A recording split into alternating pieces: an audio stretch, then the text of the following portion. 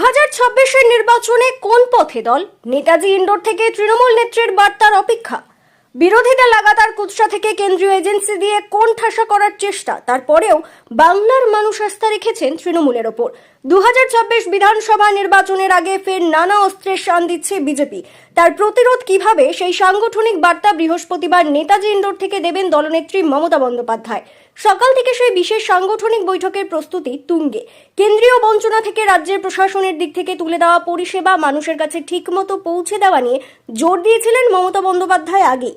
তা নিয়ে জনসংযোগ বাড়িয়ে আরো কিভাবে রাজ্যের সব মানুষকে তাদের ন্যায্য প্রাপ্যের কাছে নিয়ে আসা যায়, তা নিয়ে আবারও নেত্রীর বার্তা শুনবেন জেলা থেকে শহরের নেতৃত্ব। বুধবার থেকেই দূর দূরান্তের জেলার নেতারা উপস্থিত হয়েছেন নেতাজি ইন্ডোরে।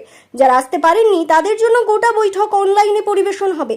তৃণমূল নেত্রী মমতা বন্দ্যোপাধ্যায় ও সর্বভারতীয় সাধারণ সম্পাদক অভিষেক বন্দ্যোপাধ্যায়ের বার্তা যাতে তৃণমূল স্তর পর্যন্ত পৌঁছে যায়, তারই প্রস্তুতি রাজ্য জুড়ে।